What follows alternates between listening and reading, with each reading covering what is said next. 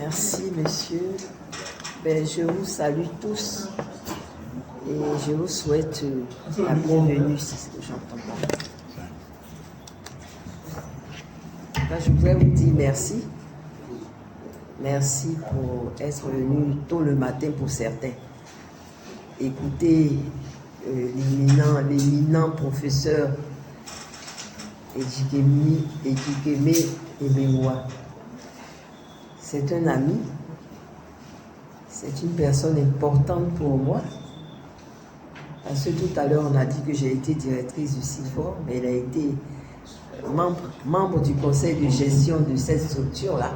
C'est un EPL qui dépend du ministère de l'enseignement technique et de la formation professionnelle. Il est toujours membre d'ailleurs, c'est ce que je crois.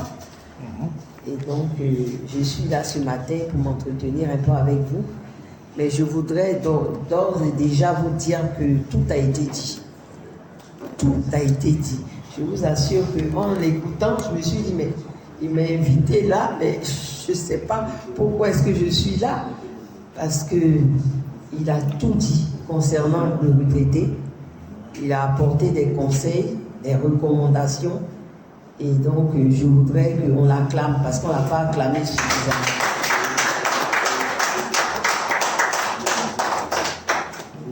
Comme je l'ai dit tantôt, tout a été dit, c'est vrai. Vous êtes là, ceux qui sont arrivés en premier déjà le savent. Mais moi, je vais vous parler de mon expérience. Je suis à la retraite depuis 4 ans. Donc, je pourrais vous dire que j'ai 69 ans. Ça fait 4 ans que je suis à la retraite. Et comme on l'a dit tout à l'heure, j'ai occupé beaucoup de fonctions. Et j'ai terminé par la direction du CIFOR que j'ai créé moi-même. Je dis moi-même parce que le décret m'a été remis. Et j'ai dû donc monter cette structure-là. C'est une structure de l'établissement de l'enseignement technique qui se situe derrière le lycée technique d'Abidjan. Et c'est une structure que j'ai dirigée pendant 16 ans avec 8 ministres. Et donc, je voudrais vous dire que j'ai eu beaucoup de chance parce que c'était vraiment pas évident de créer une structure et puis de la diriger pendant 8 ans avec 8 ministres. Et chaque fois, il y avait des remaniements parce que le ministère d'enseignement technique et de la formation professionnelle était un ministère qui changeait beaucoup de ministres. En tout cas 2 ans, 3 ans, on avait un nouveau. Et donc il fallait être là pour continuer, peut-être. C'est ce que les ministres qui sont passés dans ce département-là l'ont fait en me gardant. Et donc je suis partie après les 16 ans passés à la tête de cette structure-là. Et aujourd'hui, je suis retraitée, mais une retraitée heureuse, hein, je peux vous dire. Une retraitée heureuse. Parce que beaucoup d'entre vous et les autres que je connais ne me donnent pas mon âge. Je ne sais pas si c'est vrai. Je ne sais pas si c'est vrai, mais on me dit que je travaille encore, ça va, tout ça. Je me dis que c'est parce que, dans ma tête déjà, j'avais préparé ma retraite. Moi, je vais parler comme ça avec vous. Je ne le ferai pas comme le professeur qui est le conférencier. Et donc, je vous dirais que vraiment, j'ai préparé ma retraite. Donc, je suis partie heureuse. Mais aujourd'hui, comme l'a dit le professeur Ejikeme, il y a la retraite. Ce n'est pas, c'est pas synonyme de mort. C'est pas synonyme de mort. Parce qu'il y a certains dans les entreprises qui font tout pour y rester. Pour ne pas partir parce qu'ils ne veulent pas laisser la chance aux jeunes qui arrivent. Parce qu'ils considèrent la retraite comme un départ à la mort. Et donc, c'est pour ça que je voudrais vous dire, vous les jeunes ici, ceux qui ne sont pas retraités, de préparer votre retraite et de vous dire que un jour ou l'autre, vous partirez. Et vous ferez remplacer par d'autres. C'est important déjà de le dire. Et pour cela, il faut préparer la retraite. Donc, moi, mon intervention va s'articuler autour de quatre points. Bon, j'ai parlé de mon cursus tout à l'heure. Je ne vais pas rentrer dans les détails, ce sera long parce que je n'ai que 10 minutes et nous avons quelque chose de très important à préparer. C'est cette ONG que nous allons mettre en place. Donc, je ne serai pas très long parce que je ne parlerai pas donc du thème, c'est-à-dire le retraité est une ressource à valoriser. J'en parlerai un tout petit peu, c'est tout, parce que vraiment, mon frère a tout dit concernant ce point-là. Donc, je vais seulement insister là-dessus parce que la répétition est pédagogique. Et en tant que pédagogue, je vais insister sur certains points, c'est tout. Donc, mon cursus, j'ai été enseignante d'abord, ensuite directrice d'établissement, ensuite directeur régional, directeur départemental, avant d'être à la tête d'une structure, d'un EPN que j'ai dirigé pendant 16 ans. Vous allez donc, je suis partie d'élèves enseignement à l'enseignement technique, d'élèves, de professeurs, de chef d'établissement, de directeur départemental, directeur régional et ensuite de conseiller technique du ministre. Et j'ai terminé comme directeur général d'un EPN qui s'appelle le CIFOR. Donc pendant ce temps-là, je vous assure, j'ai créé cette structure, mais j'ai mis en place un certain nombre de choses en place pour valoriser le métier de l'enseignant. Et j'en ai été aidé par mon conseil de gestion et dont était responsable aussi, membre, monsieur le professeur Edikemi. Donc cette structure-là, quand je l'ai mise en place avec 2 ou 3 personnes, j'ai mis en place l'organisation avec les différents organes qui composent une structure et j'ai créé un club de lecture, des clubs de lecture, des clubs de lecture dans tous les établissements de l'enseignement technique de la formation professionnelle. Parce que je vous assure que la lecture à l'enseignement technique, c'est une tare. Les enseignants, les élèves de l'enseignement technique ne lisent pas beaucoup. Et nous l'avons constaté parce que nous avons été avant-dernier au niveau de la lecture en Côte d'Ivoire. Je ne citerai pas l'année, mais c'était un véritable problème. Et nous, à l'enseignement technique, vraiment, c'était une tare et il fallait résoudre ce problème-là. Et donc, j'ai créé des clubs de lecture et d'écriture dans tous les établissements de l'enseignement technique de la formation professionnelle. Ensuite, avec ces clubs-là, nous avons mis en place une journée, et donc il y a eu 3 éditions des journées du livre professionnel et technique et du numérique. Là aussi, au niveau du numérique, à l'enseignement technique, c'était un véritable problème. Donc, on l'a fait 3 éditions à l'enseignement technique. Après ces 3 éditions-là, nous avons donc obtenu le meilleur prix de l'établissement de la fonction publique, de l'administration publique. Ensuite, nous avons présenté le concours du meilleur ouvrage qui a été édité par des maisons d'édition, parce que je vous assure qu'à l'enseignement technique, nous n'avons pas de livres techniques. Nous n'avions pas du tout de livres techniques. Les livres techniques étaient achetés à l'extérieur avec les librairies, les éditeurs étrangers. Et donc, il fallait que nos enseignants qui avaient de l'expérience puissent produire des ouvrages. Et nous avons aidé les enseignants de l'enseignement technique à produire des ouvrages. Aujourd'hui, nous avons des ouvrages à l'enseignement technique de la formation professionnelle. Des ouvrages qui ont été édités par des maisons d'édition que nous avons contactées, avec lesquelles nous étions en partenariat et qui ont pu soutenir ces enseignants-là. Aujourd'hui, ces livres sont recommandés. Bon, je ne sais pas, monsieur le professeur pourrait me dire si après la recommandation, aujourd'hui, ils sont au programme. Je n'en sais rien parce que ça fait 4 ans que je suis partie. Mais les livres étaient recommandés depuis bientôt 2 ans, 3 ans. Ces livres ont été recommandés et donc devaient passer au programme officiel de l'enseignement technique de la formation professionnelle. Donc ça, c'était sous ma houlette avec mes collaborateurs que nous avions fait tout cela. Donc, voilà. Et aussi, le plus important, qui va peut-être nous permettre d'aller de l'avant dans la création de notre ONG, parce que je la vois d'ici au plus tard fin mai, quelque chose qui démarre déjà, parce que je sais, j'en ai discuté avec lui, il est vraiment pressé d'aider les retraités.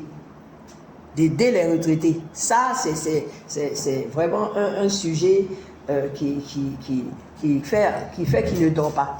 Donc, il faut absolument qu'on le mette en place. Et moi, j'ai créé au site fort un programme. C'est un programme de mise en stage des enseignants de l'enseignement technique dans les entreprises de Côte d'Ivoire. Pour cela, nous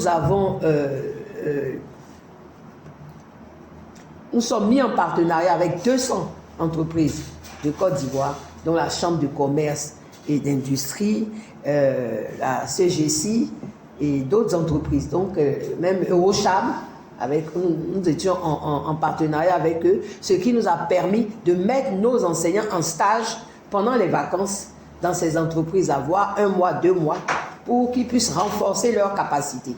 Et aujourd'hui, ça va me permettre, moi, de valoriser un peu le métier. Je dis aujourd'hui, c'est un métier, la retraite, c'est un autre métier. Et donc de valoriser ces personnes-là qui vont à la retraite et qui pensent qu'ils vont à la mort. Voilà. Donc c'est important. Parce que moi-même, je suis en train de finir une maison parce que j'ai l'intention de pouvoir aider les jeunes pour l'insertion. Vraiment, l'insertion professionnelle m'intéresse beaucoup parce que je l'ai fait dans le cadre de mon travail au Centre ivoirien pour le développement de la formation professionnelle, le CITFOR. Donc, voilà en gros ce que j'ai pu faire. Maintenant, les activités post-retraite. Ça, c'est le troisième point. Parce que j'ai parlé de mes activités. Maintenant, le troisième point, c'est ce que je fais depuis ma retraite. Parce que c'est tout ce que j'ai fait. Je peux encore citer d'autres activités, mais vraiment, c'est les plus importantes que j'ai citées. La mise en stage des enseignants, la création des clubs de lecture, le suivi des bibliothèques. J'ai créé les bibliothèques aussi dans les établissements d'enseignement technique. J'ai été la première à le faire, créer les bibliothèques parce qu'il n'y en avait pas. Vous ne pouvez pas imaginer l'établissement qui n'a pas de bibliothèque. Même les étudiants que vous êtes, un moment, vous n'étiez pas du tout content parce que la bibliothèque, vous avez du mal à trouver des ouvrages. Et donc, vous allez heureusement sur les réseaux sociaux pour regarder et faire des recherches pour vos travaux. Mais là, il n'y avait pas de bibliothèque du tout dans nos établissements. Et donc, j'ai créé ces bibliothèques-là par des conteneurs d'abord. Parce qu'on me disait qu'il n'y avait pas d'argent. Et voilà, mon conseil de gestion m'a véritablement soutenu à l'époque. Et j'ai pu créer, j'ai fabriqué des conteneurs. J'en ai fait des bibliothèques. Si vous allez au centre des métiers du bâtiment à Koumassi, vous verrez une bibliothèque en forme de conteneur que j'ai pu déposer là-bas pour les élèves. Je l'ai fait aussi à Beauville. À Beauville aussi, vous pourrez trouver ça. Donc, je vous dis, c'est des créations qui me permettent aujourd'hui, de penser véritablement à faire quelque chose d'utile pendant ma retraite. Parce que j'envisage, j'ai déjà commencé un peu, j'envisage de mettre une bibliothèque dans mon village, par exemple. Voilà.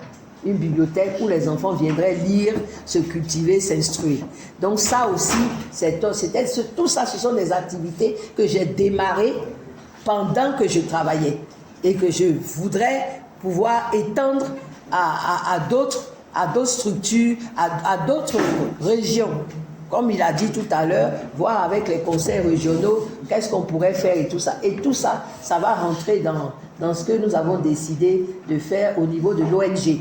Par exemple, pourquoi pas les membres de l'ONG, on pourrait par exemple mettre une bibliothèque dans le village de quelqu'un. Vous êtes de quel village? Moi, je suis de Séguéla. Séguéla. Vous êtes de Séguéla? Oui. Bon, on pourrait mettre par exemple une bibliothèque en forme de conteneur là-bas, comme on l'a fait pour le centre des métiers du bâtiment, comme on l'a fait à Beauville et tout ça. Donc, c'est des choses qu'on peut créer encore. Et ça, moi, ça m'a aidé parce que j'ai démarré déjà ces idées-là avec ma structure. Donc maintenant, je veux l'étendre à d'autres régions de la Côte d'Ivoire.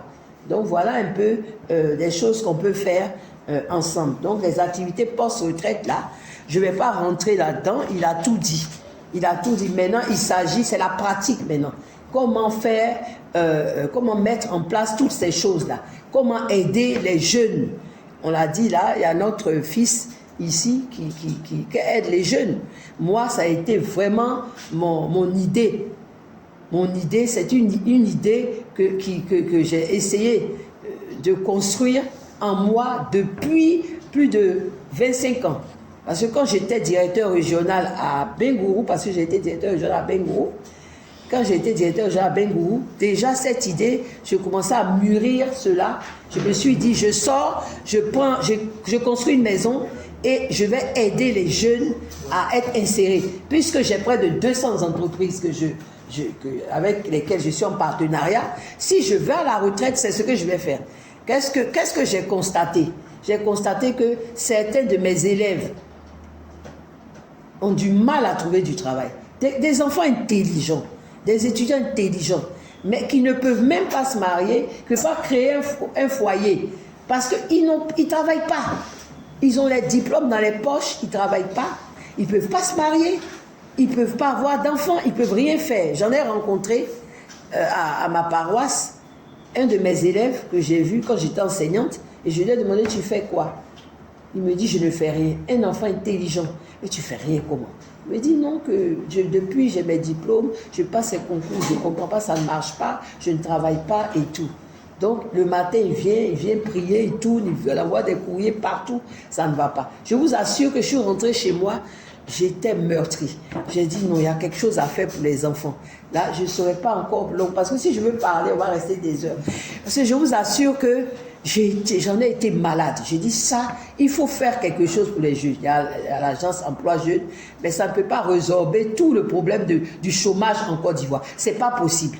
Il y a d'autres ONG et tout ça. Mais il fallait penser à quelque chose. J'ai dit, bon, moi je crée une structure, je ne sais pas une ONG ou quoi, mais en tout cas cette maison-là, je la mets là, je recueille tous les jeunes, parce qu'il y en a qui veulent se suicider. Ça, je vous dis. Ils n'en peuvent plus. Donc c'est le suicide. Donc, vraiment, je prends cette maison-là et puis je la mets, je mettrai une chambre pour les filles, une chambre pour les garçons.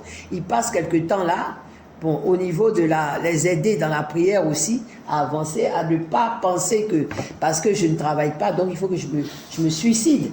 Et chercher en même temps à les intégrer, à les insérer dans les structures de Côte d'Ivoire.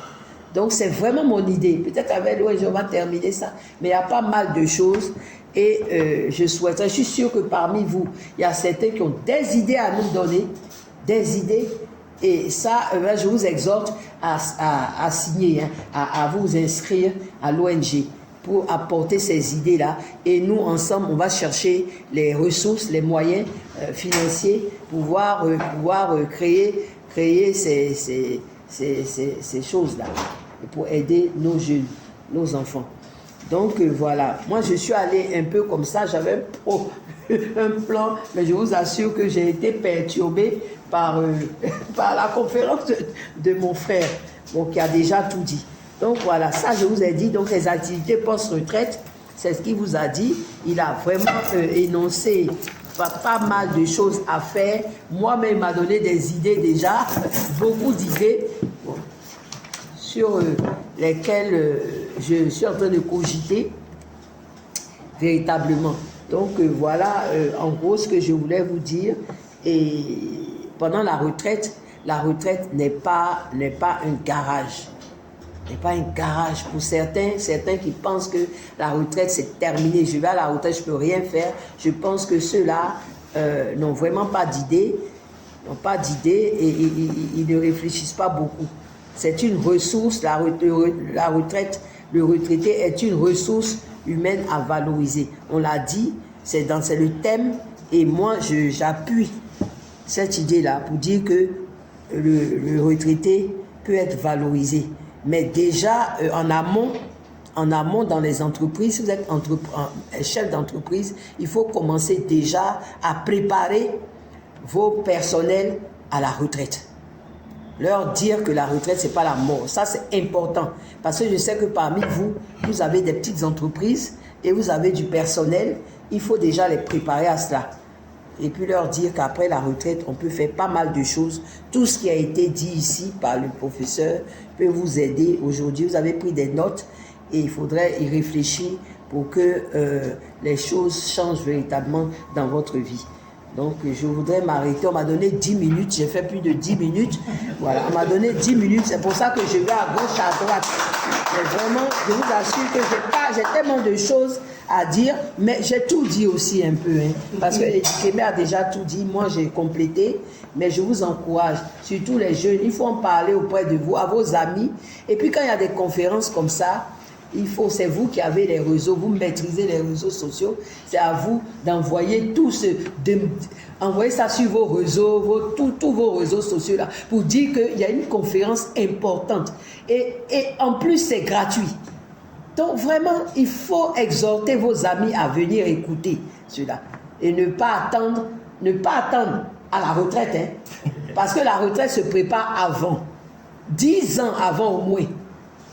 10 ans avant. Donc, commencez, vous êtes fonctionnaire. Je vois qu'il y a beaucoup de jeunes parmi vous. C'est aujourd'hui la retraite. Ce n'est pas dans 10 ans. Il faut commencer maintenant à penser à la retraite. Bon, pour ceux qui vont au village, je vais insister un tout petit peu. Bon, moi, je vais au village, je suis retraité, je vais au village, je ne fais rien. Moi, je vais au village, mais je veux faire une bibliothèque. Je vais aller à son village. C'est là, s'il n'y a pas de choses, il peut faire une bibliothèque pour ces jeunes-là, ces petits frères. Donc, il a pu les aider même, être coach même dans la ville, à Séguéla. Il faut le proposer au conseil général, au conseil régional et tout ça. Il faut le faire.